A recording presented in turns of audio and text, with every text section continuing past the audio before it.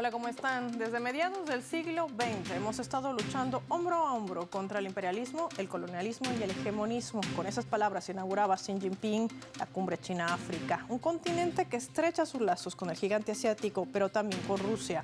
¿Cómo impacta esto a los planes de Estados Unidos y Europa? Analicemos los escenarios geopolíticos. Inicia hacia el mapa. Bienvenidos.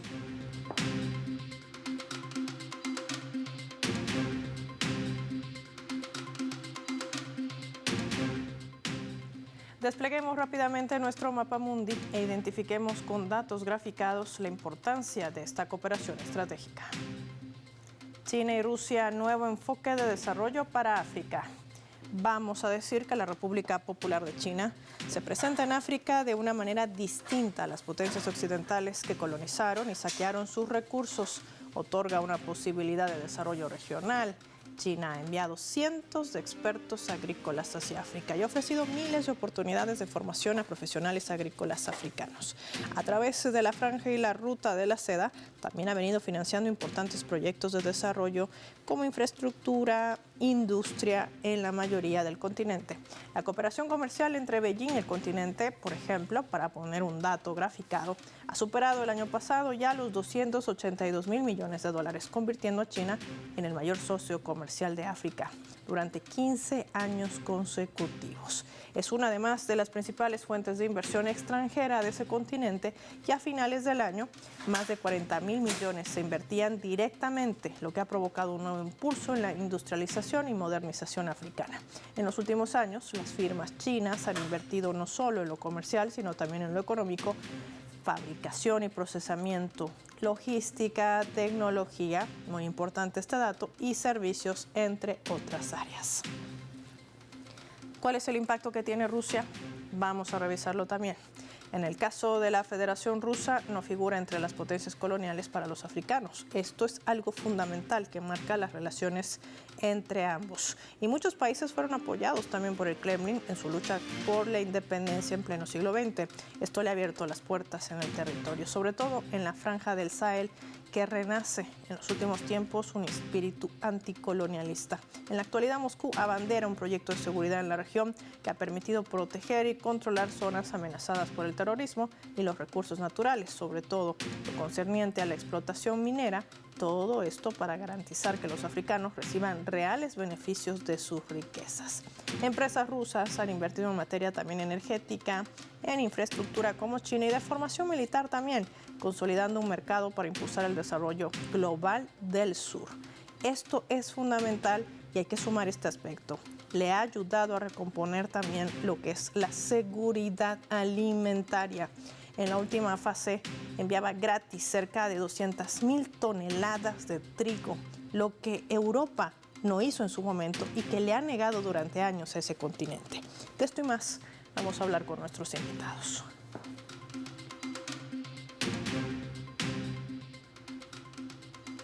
Recibimos en primera instancia, nos acompaña en directo desde la Argentina, experto en temas de África, Alberto Cremonte con nosotros. Qué placer tenerlo en el mapa. Gracias por su tiempo para Telesur. ¿Cómo estás, Pablo? Buenas tardes.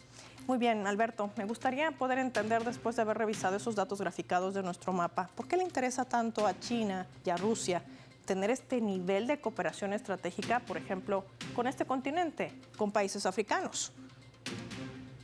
Bueno, en principio decir que ante un mundo globalizado y cada vez más explotado, África ofrece lo que muy pocos continentes ofrecen, que es tierra cultivable, agua potable, mano de obra, y además también la oportunidad para empresas de poder invertir y colaborar con estos países, digamos, a través de esto que China siempre, o por lo menos en las relaciones bilaterales, pone los términos de win-win, esto de ganar-ganar, donde no solo, digamos, las relaciones bilaterales a las que estamos acostumbrados desde Occidente, donde solamente se expolia o se saquea los recursos naturales, China ofrece además infraestructura, además salud, además educación, además tecnología, además seguridad, igual que Rusia, digo, ¿no? En este sentido, podemos ponerlo, no lo podemos equiparar porque, digamos, China claramente es el gigante asiático y es quien, como bien decía el informe, a lo largo desde el 2009 viene liderando las inversiones en África, incluso superando holgadamente a Estados Unidos, quien es el inversor, si se quiere, y entre comillas, histórico en el continente africano. Entonces, bueno, me parece que la relación se establece desde ahí. ¿Qué tiene África para ofrecerle a China y qué tiene China o Rusia para ofrecerle a África? Y en medio también de todo ese panorama que no deja de ser menor, también hay que visualizar lo último, esta cumbre China-África que además consolida una cooperación con lineamientos. El presidente Xi Jinping, durante su discurso, decía frases contundentes. Lo iniciábamos reseñando que había más de la lucha anticolonialista, antihegemónica, antiimperialista, muy marcada también en lo que es esta nueva hoja de ruta que se ha trazado junto al continente africano. Pero bajo 10 acciones, decía el presidente Xi Jinping, camino a la modernidad. ¿Qué significa y representa esto?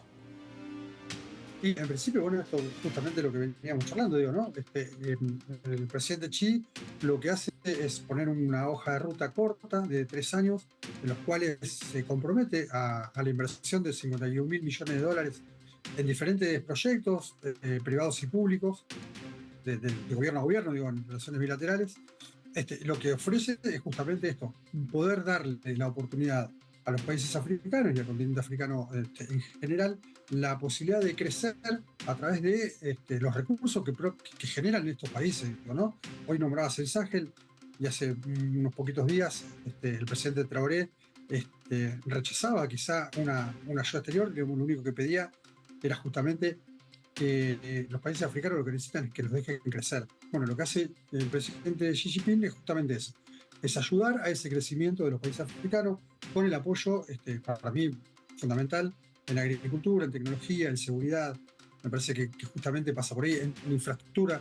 El presidente Ruto se ha comprometido a tomar esos créditos y ese financiamiento chino para ampliar la red ferroviaria.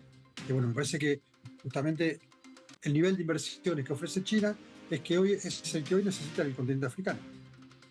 Quiero agradecer a Alberto Cremonte por su tiempo y su análisis para el mapa. Vamos a marcar nosotros una pausa revisando nuestra escala.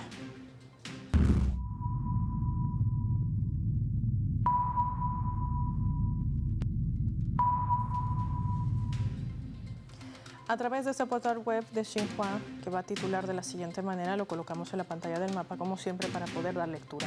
Observatorio Económico, productos chinos ganan corazones en África a medida que aumenta el comercio chino-africano. Dice el cuerpo de la noticia que a medida que el comercio entre China y África crece, más consumidores africanos están optando por los productos chinos de calidad, como teléfonos inteligentes, vehículos eléctricos, lo que crea nuevas oportunidades de crecimiento para estas empresas chinas. Jiangsu es una potencia manufacturera en China, es una empresa. Está presenciando el aumento en sus empresas que exploran nuevos proyectos de colaboración en todo el continente africano.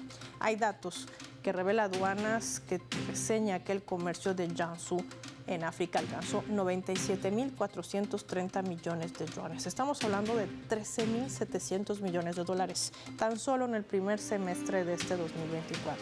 ¿Esto qué representa? Pues un aumento interanual del 30.3% gracias a esas relaciones comerciales que sostiene China con África. Las exportaciones de Yiwu hacia el continente ocuparon también aproximadamente una docena de esas exportaciones totales que emprende el gigante asiático a la región desde el 2023, mientras que sus importaciones desde África están incrementándose. Esto es lo que le molesta a Estados Unidos, que este continente africano se esté abriendo a nuevos socios comerciales, enterrando sobre todo la hegemonía imperial. Ya volvemos.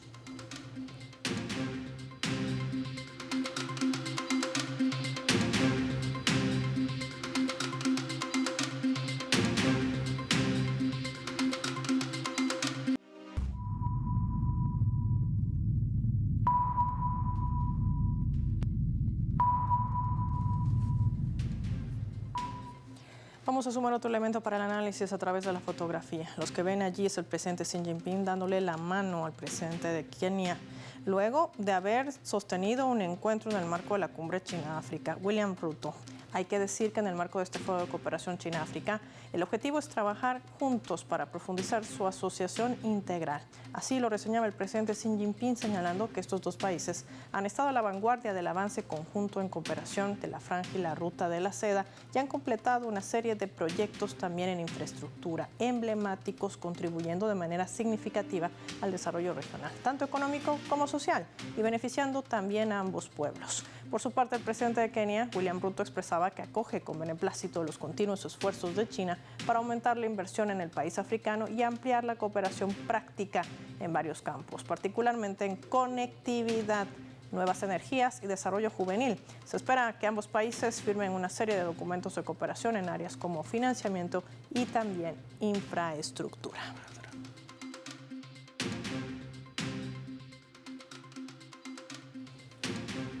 Vamos a analizar este escenario. Nos acompaña en directo desde la Argentina nuestro invitado Marcelo Ramírez. ¿Cómo estás, Marcelo? Gracias por tu tiempo para Telesur. Bienvenido.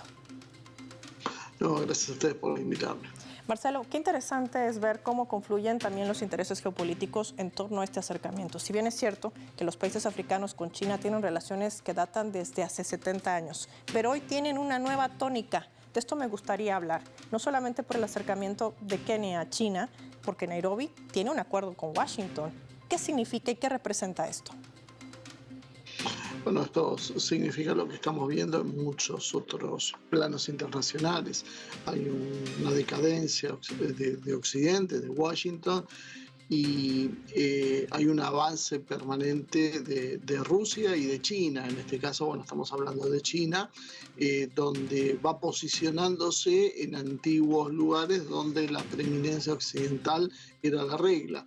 Hoy China tiene otra oferta, una oferta que es mucho más interesante para esos países, que les permite un desarrollo, tiene una agenda de desarrollo que es diferente a la extractiva que había predominado hasta ahora, donde se ven beneficiados por muchas de las inversiones que hace Chile y que les facilita, como decíamos, una mejora en el nivel de vida. Bueno, todo esto resulta muy atractivo y muestra cómo hay un cambio en el plano geopolítico con los países que tal vez muchos lo podríamos considerar dentro de lo que antiguamente fue el movimiento de no alineados, que empiezan a volcarse hacia un mundo multipolar con más decisión.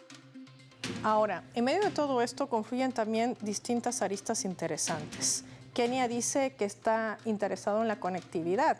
Esto de alguna manera es un mensaje potente a esta guerra silenciosa tecnológica que emprende también Estados Unidos contra el gigante asiático, una guerra que prácticamente está perdida. ¿Cómo podemos relacionar estos últimos movimientos que hace sobre todo Xi Jinping, que habla de modernidad?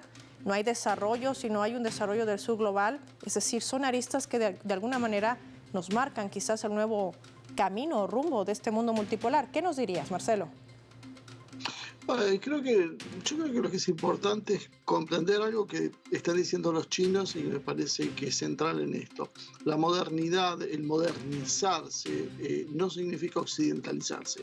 Y China está yendo por ese camino. Está brindando las herramientas para que esos países puedan sumarse a un esquema global, a un esquema donde pueden ser partícipes, pueden ser actores importantes, pero no necesariamente se ven obligados a aceptar las reglas del juego que impone Occidente. Una de las características de China es que sus ofrecimientos en función de desarrollar puntos económicos que sean de provecho para ambas naciones, no están sujetos a cuestiones políticas ni de preferencias sociales. Permite una gran libertad, entonces esa asociación yo creo que es clave para ese desarrollo. China está viendo cómo puede llegar con un mensaje diferente, ha hecho una amplia política de desarrollo de comunicaciones en China, tanto sean físicas como cibernéticas, permitiendo que de esta manera los africanos, aldeas africanas que estaban abandonadas, pasen a ser integrantes de esta nueva estructura económica mundial, y esto genera obviamente una corriente de simpatía cada vez más marcada que empieza a afectar los marcos históricos de alianzas de muchos países africanos con Estados Unidos y otros países occidentales.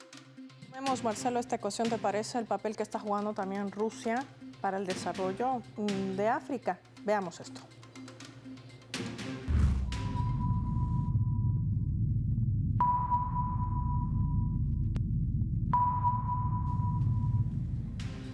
El presidente de Rusia, Vladimir Putin, sentenciaba esto durante sus declaraciones en el marco también de una cumbre que celebra con el Oriente. Decía, el uso de las monedas nacionales en el comercio de Rusia con los BRICS, un grupo emergente, diré en economía, asciende al 65%. Utilizamos, decía Putin, las divisas nacionales en el comercio con nuestros socios BRICS y esto aproximadamente representa ese 65%. Es un proceso natural.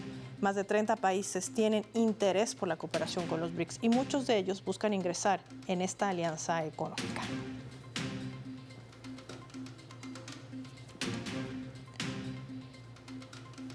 Los BRICS, un grupo de potencias económicas emergentes, Marcelo. Y esto también nos da cuenta de que el apoyo que brinda Rusia no solamente es en materia de seguridad para combatir el terrorismo, ha sido uno de los países que ha otorgado de manera gratuita toneladas de trigo a un continente que fue por años no solamente colonizado, sino también olvidado por Europa. ¿Qué hay que decir sobre este aspecto? Bueno, yo creo que de alguna manera es complementaria a la función que está realizando China, o sea, garantizar la seguridad alimentaria ha sido una de las claves, una de las bases necesarias para acercarse a África y cuando precisamente la cuestión fue más compleja, lo pudimos observar esto con claridad durante la pandemia.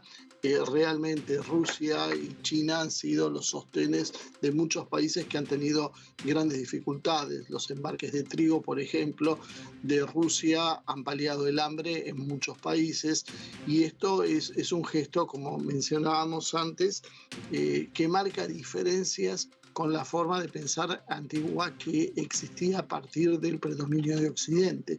Estamos viendo un mundo construido en función de otros valores. Esto no quiere decir que tengamos una visión infantil, naif de la situación, pero sí, evidentemente, hay otra forma de cooperación, una cooperación de ganar para ambas partes, y Rusia ha entendido esta situación. Ha favorecido la seguridad en algunos puntos claves, ha evitado golpes de Estado o ha apoyado grupos que buscaban la independencia y la soberanía de sus países, y esto lo ha hecho también de la mano de otorgar, como bien decías, alimentos o medicinas y otras cuestiones que hacen a las necesidades primarias de los africanos. No es solo una imposición mediante la violencia, sino es un ofrecimiento, yo diría, generoso y global que permite que haya una corriente de simpatía precisamente hacia un nuevo orden internacional. Hay un proverbio africano que dice, un amigo es con el que caminas hacia el futuro.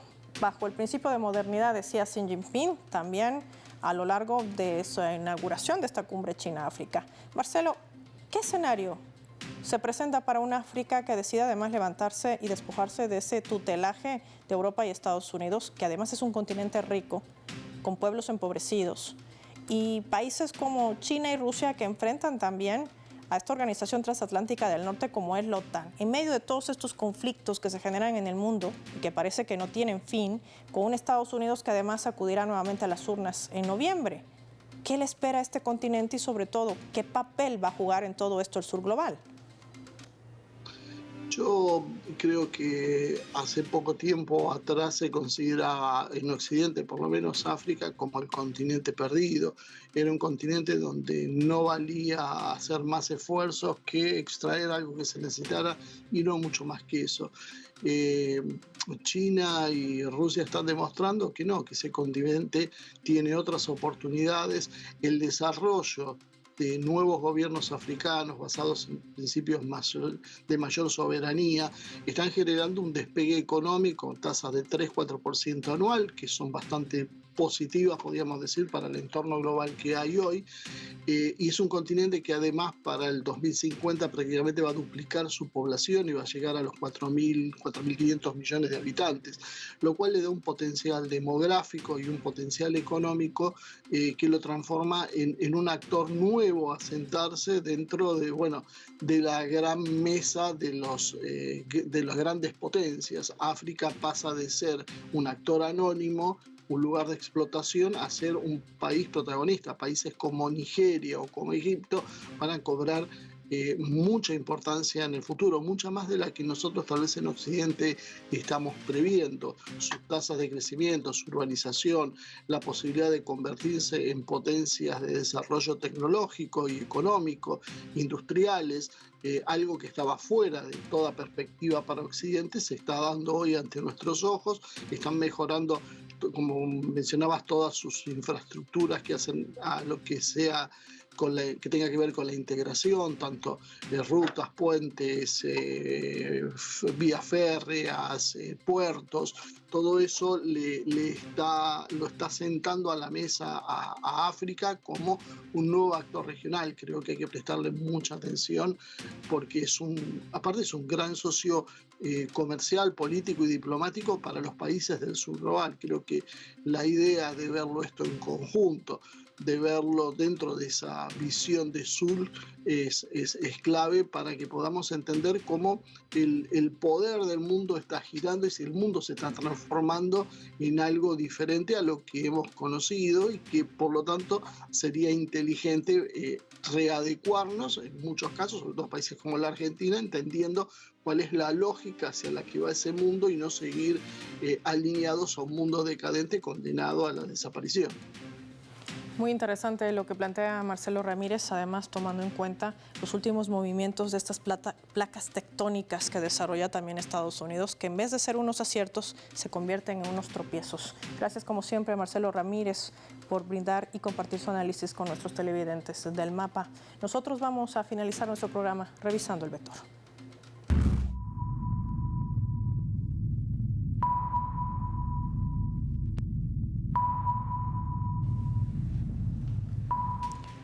Nuestro radar en el mapa hoy nos refleja las 3 claves sobre este tema. 1. Modernidad. Los 10 planes de acción de asociación que se implementarán en los próximos 3 años entre China y África van a cubrir áreas de aprendizaje mutuo entre civilizaciones, prosperidad comercial, cooperación en la cadena industrial, conectividad, cooperación para el desarrollo, además de salud. Hay que sumar la agricultura y medios de sustento, intercambios culturales, entre otras áreas. China sabe del valor de los pueblos africanos y sobre todo del peso que hoy representa el sur global, que tiene un enfoque claro como es el Grupo BRICS. 2. Seguridad. Los países africanos siguen sufriendo la inoculación del terrorismo, que ha sido usado como un arma de recolonización por Europa y también por Estados Unidos, incluso en pleno siglo XXI. Pero el cálculo que trazaron no contempló que Rusia podría garantizar la vida y la capacitación militar en el marco de una cooperación estratégica que incluso abarca la seguridad alimentaria, con el envío de más de 200.000 toneladas de trigo gratuito a África, algo que por años le ha negado el propio continente europeo. 3. Fracaso de estrategia. Kenia ha decidido dar pasos hacia China. Desea sumarse a ese proyecto de la Franja y la Ruta de la Seda con una visión que le ha denominado su Agenda 2030 y mejorar así la cooperación en economía digital, nuevas energías, comercio, alivio de la pobreza, entre otras áreas. Esto está dejando muy mal parado a Estados Unidos, que había hecho de todo, trazando un lobby para lograr que países africanos dejen de lado las relaciones con China. Nairobi, un socio de la Casa Blanca, sabe que el avance tecnológico y la inversión que le ofrece China no podrá ni ser igualada, menos superada por Washington. Soy Paola Pérez y nos vemos en otra edición del Mapa.